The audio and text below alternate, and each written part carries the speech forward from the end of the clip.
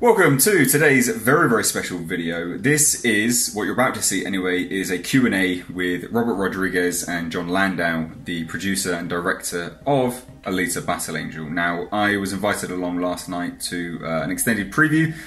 Showed essentially about 30 minutes of the film, not in order, and it had title cards in between, and then the Q&A.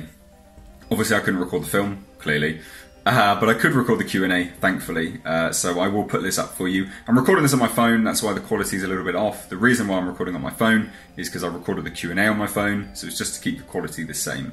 In terms of the Q&A, I will be chopping some bits out of it, because there was a lot of people just fanboying out, basically. You don't want to hear that, it's pointless, it's not productive, it was a really bad use of the Q&A. I didn't enjoy that part. So just to give you my brief rundown and thoughts of Alita Battle Angel, because obviously I can reveal some bits and pieces of what I thought about it anyway. It was actually really, really good. The quality of this film is superb, and they've created what looks like almost an entirely CGI world. There's like real life sets there and stuff like that, but there's so much which is CG, and it looks absolutely amazing, like really, really amazing. So that side of it was just mind-blowing, and you'd expect nothing less than, you know, something like that from kind of the mind of James Cameron, I guess. Now, in terms of the overall story and tone, I know a lot of people have issues with Alita's big eyes, but the tone of the movie, from what I could see from this 30 minutes, is very manga-esque, very anime-esque. So it doesn't actually detract. If you're a fan of animes and mangas, I think the eyes will actually be absolutely fine. I think you will be more drawn into it with that. And it's actually really believable. So, you know, to draw a comparison, Warner Bros. And Henry Cavill's top lip versus this is just night and day difference. I believe this woman is a real life woman more than I believed Henry Cavill's top lip was not, you know, a mustache CGI mess. So I really liked it. The extended preview was great. It got to grips with a lot of the story. There's a bit of love story in there. There's an awful lot of fighting, and the fight choreography is superb. So this is fast approaching one of my most anticipated movies of next year. Comes out in February. I think the world premiere is in January, so we'll start to hear things quite soon.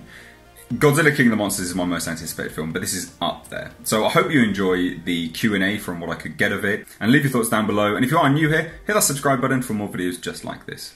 Take care.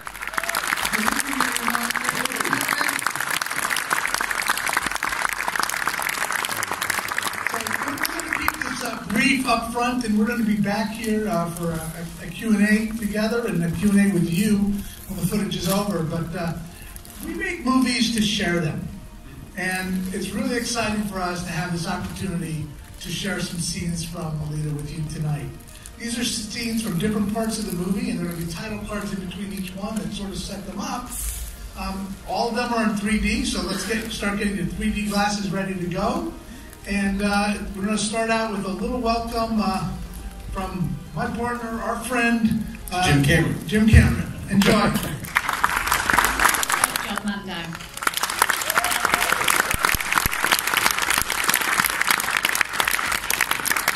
Before we start with our Q&A, I think it's my chance to thank you and Empire Magazine, not for the coverage you give.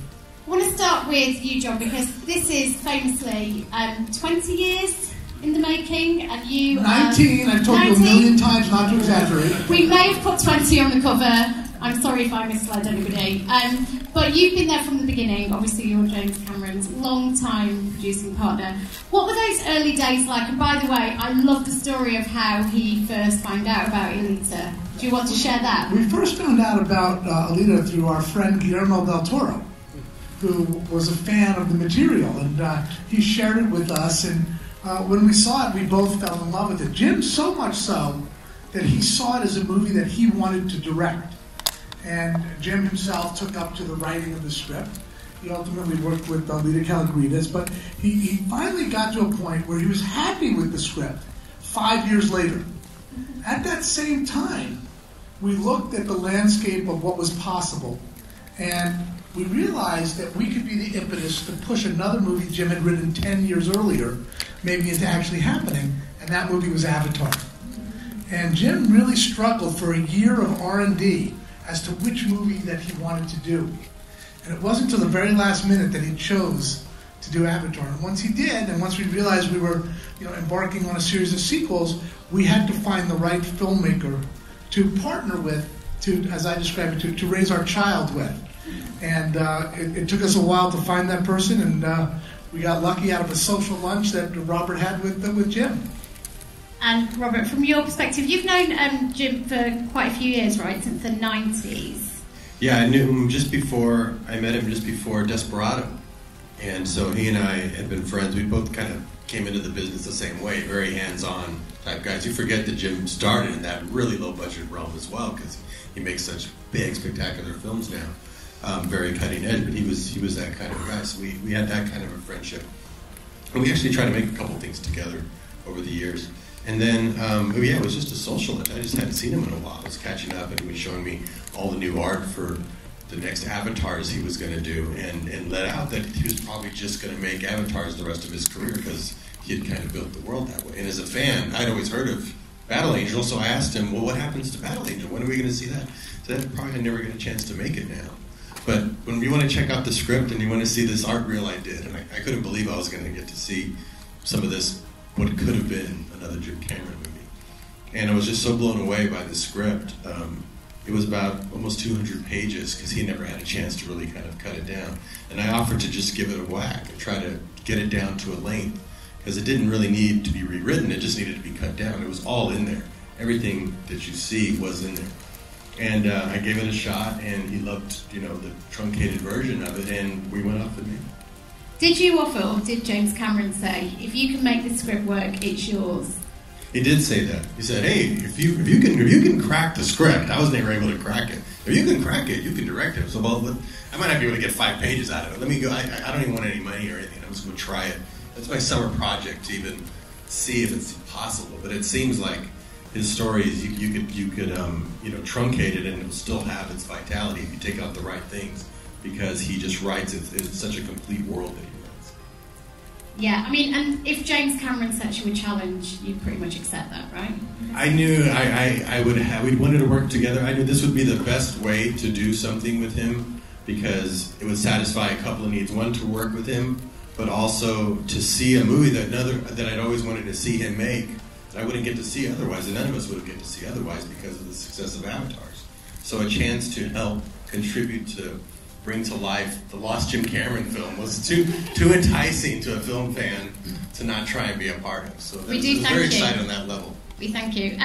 So I just want to speak to you a little bit about the technological innovation we just saw before we pass it over. So, I mean, we all just saw that incredible footage, and we are used to this from James Cameron films, and James Cameron films that Weta work on, which are huge technological leap forwards in terms of innovation and what you see on screen.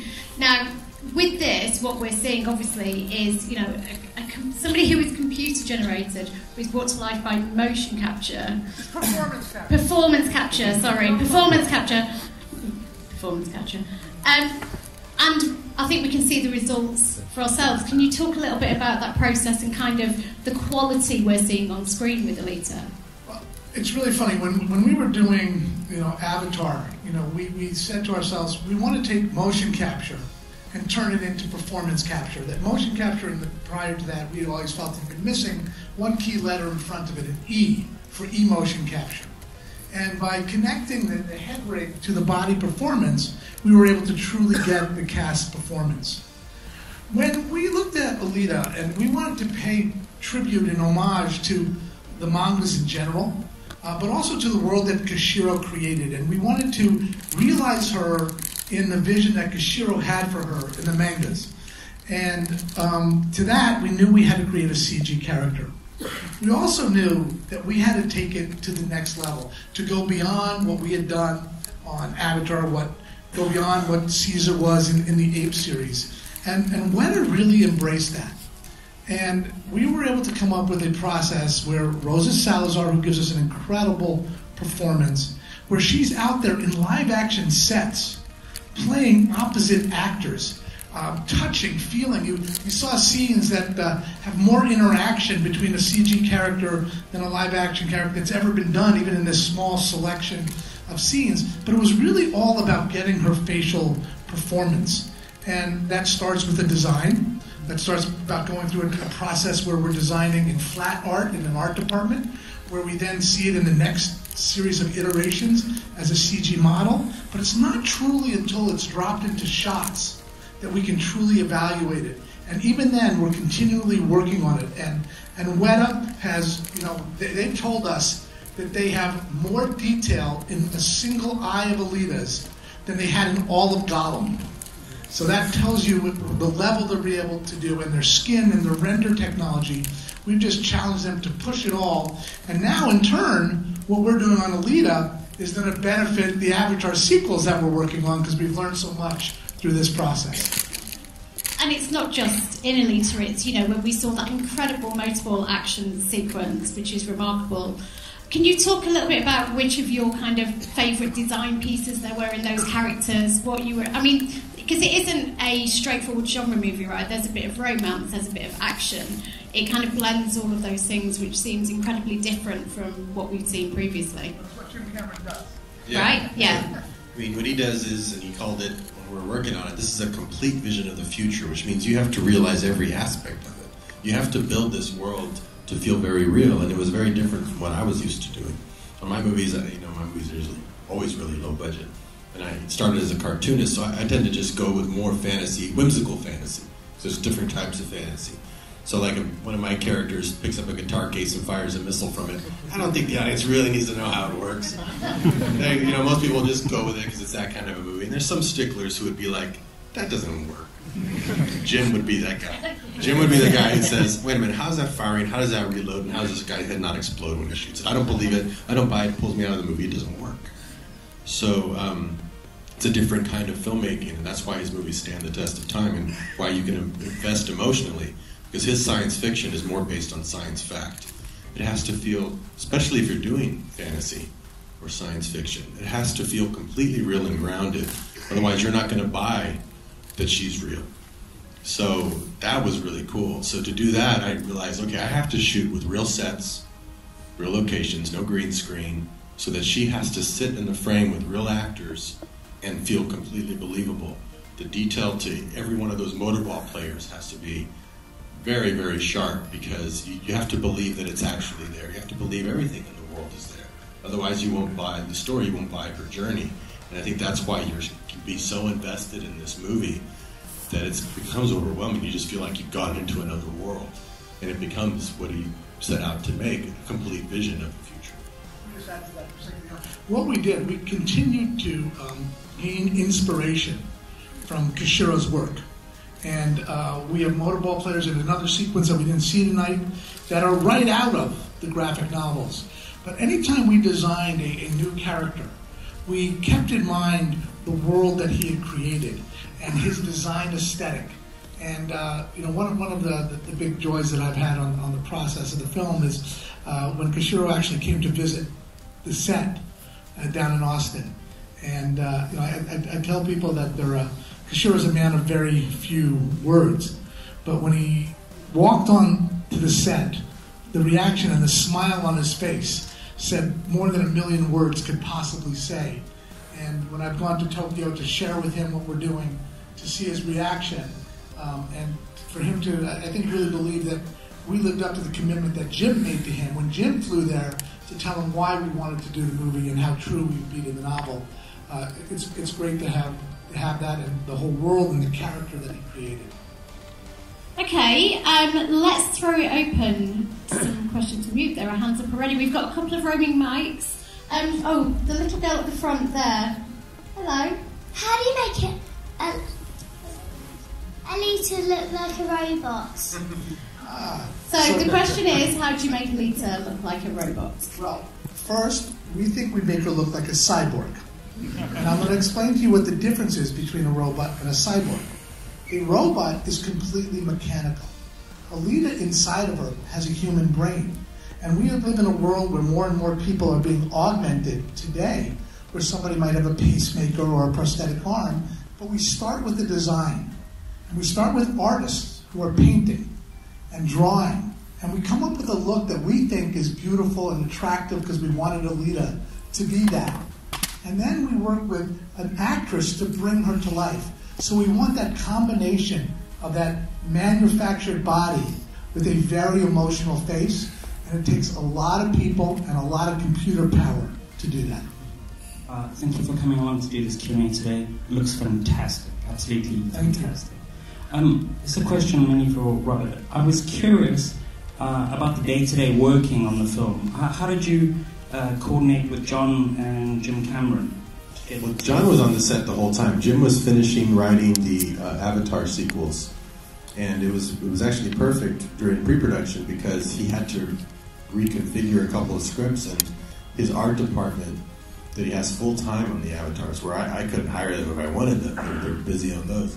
He has them blocked up, in a contract, so they were free to come and visualize this entire film in just a couple of months, and they did amazing work. So part of what's great about the visuals, they came right from his camp, and there were communication with him too to get a sign off on some of these designs that he's been wanting to see in this movie since he got the property.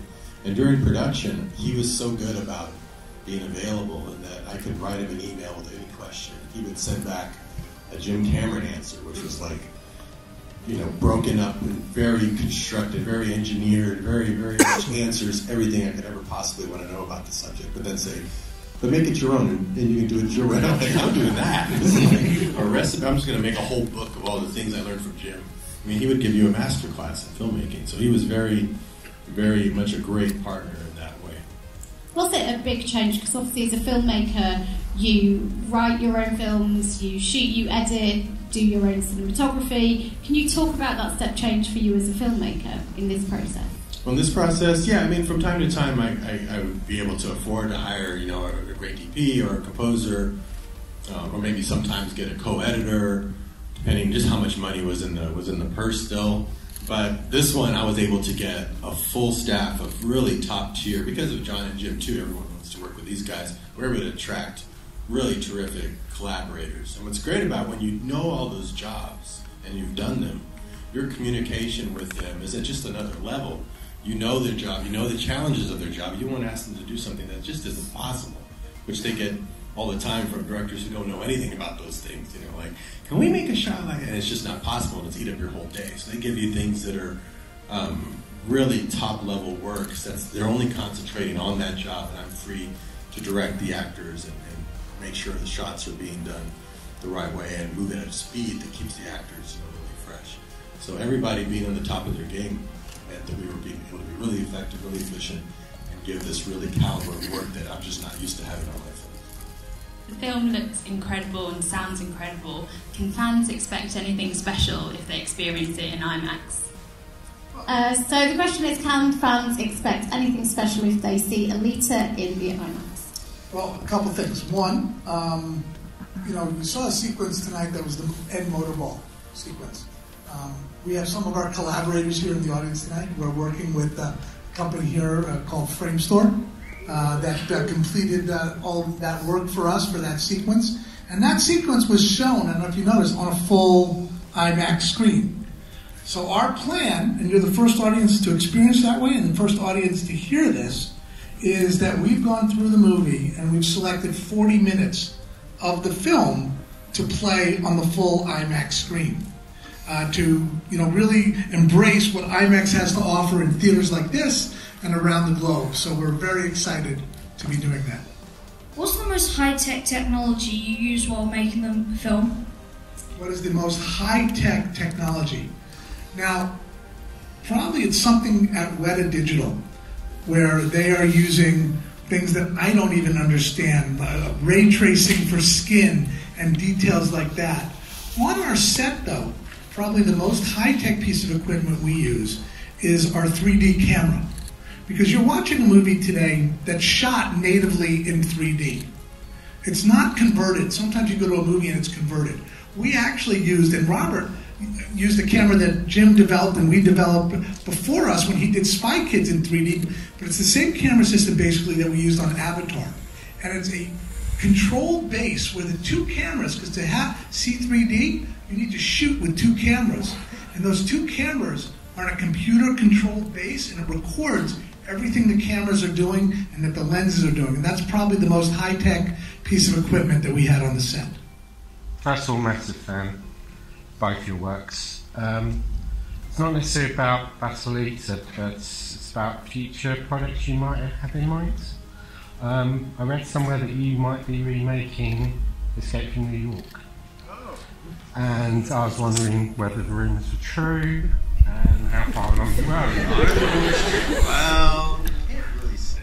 I'm a huge Escape from New York fan. If you told me the rumors were true, there would no longer be rumors. Yeah, I have to keep. I like the rumors. I'd love to do Escape from New York. That was the first movie that made me get interested in filmmaking. You know, because I saw this guy who, and that's what I always responded to about Jim. Guys who do multiple jobs. When I was a kid, I had a lot of interest. And when you saw someone called John Carpenter who wrote the movie, directed the movie, did the score, and this guy's having the most fun in the world.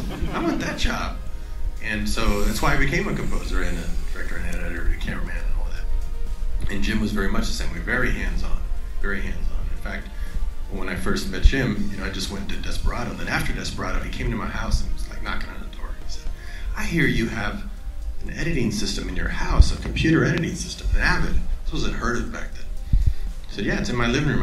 I'm editing Desperado and Dusk Till Dawn and 4 Rooms all at the same time myself. I roll out of bed and I just cut into myself.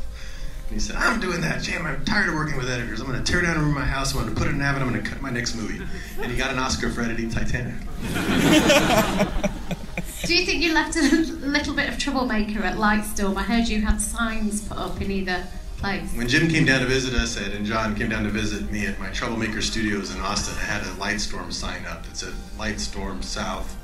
And then when I went to Lightstorm, they had a Troublemaker Studios West sign, just to show that, you know, we were going to be an extension of their philosophy of working, and that we were going to be very collaborative.